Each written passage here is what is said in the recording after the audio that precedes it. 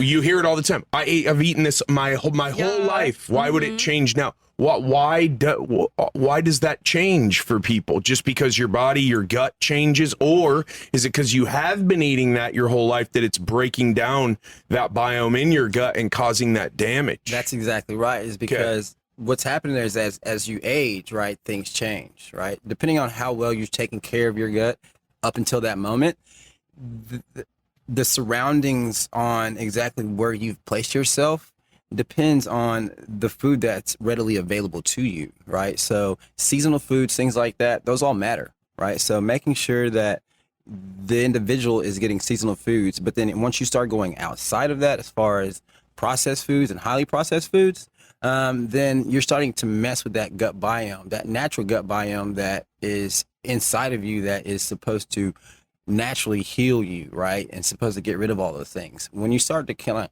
put different things inside of that, then it messes with that, then it's not able to do its job correctly. Then at that point, at the ages, usually 25, 30, anywhere between there, usually you'll have a little bit of change. You'll have like a cheesecake or some macaroni and you'll be like, whoa, what's going on right now? That was exactly the same thing for me. Wow. And I love cheese and sugar. Cheese and sugar was my jam. 25 hit and it was like, what is going on? Like, I just all of a sudden couldn't have it anymore. What were you feeling? Like sluggish? Like super sluggish. Brain fog? I was a vegetarian up until I was 13 years old. Oh, okay. And so until I was 13, like I never had meat. Until then, up until 25, I would say, I'm sorry, from the age of 18 to 28, whatever I wanted. Like, because I was so strict in that time, I felt like I had this window to just do whatever I wanted. So I was McDonald's, like all over the place, fast food. And so 21 is when I was like, okay, like you gotta slow down. It wasn't the fact that I was overweight or anything like that, because I was super skinny. I couldn't get overweight if I wanted to be. I wasn't that body type. And so for me, it was once I figured out, okay, what is healthy like food? And I thought I was eating healthy. And then it was, okay, what can I do to maximize my nutrition personally? And as far as like what I thought was good, it was so far away from what was actually good for me.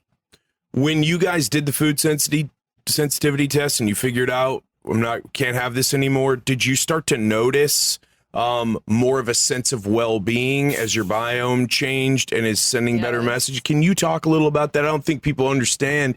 They think I'm depressed, I'm bummed out, and the first thing they do is go get a pill. Yeah. And the last thing a conventional doctor asks them is, I want you to tell me what you ate for the last 7 days. Mm-hmm. Yes. Well, the almonds, for example, I noticed whenever I started, I would test it out, I would get really bad acid reflux, like all day. Or I didn't know why I kind of had like a dull headache every morning, but sunflower was like one of my red foods. And so the milk I was drinking, the almond milk I was drinking had sunflower oil in it. I was like, wow, I'm just like drinking almonds and sunflower oil first thing in the morning. I was adding an egg to a lot of my meals. And have you cut eggs too? Oh yeah, that was another red food. Was cilantro? Hey, at least you guys are in that together, right? So she was over here crushing breakfast tacos. You might be like, you know what? I'm gonna go on a 10-hour walk. I would feel a kind of way for sure. Well, cilantro, wow. Cilantro. So I ever since I was a kid, I was like, why do I always feel so sick after eating Mexican food? And so then I figured out it was cilantro, and I'm like, oh my god. So I kind of backed away from it a little bit, but now I know better. Like, well. Can't do that, but I can have corn, so I do eat a lot of tortilla chips. It's kind of become my There thing. you go. But I was gonna say, I think lack of gut diversity is why people do develop these sensitivities as they get older. Oh, they're just eating the same thing over and over? Yeah, and then I think about some of the dumb diets I did. Like you talked about fad diets. When I was in my 20s, I was like, I'm doing keto for 2 years. And then I started being allergic to several things, like breaking out in hives, like sweet potatoes. I ate those my entire life. Now all of a sudden I did keto and now I'm allergic to them. And then I also had all those other food sensitivities. So I'm wondering if sometimes some of those fad diets we tried in our younger years might have affected us later on. But I'm not sure if you feel that way, like being vegan for a little bit.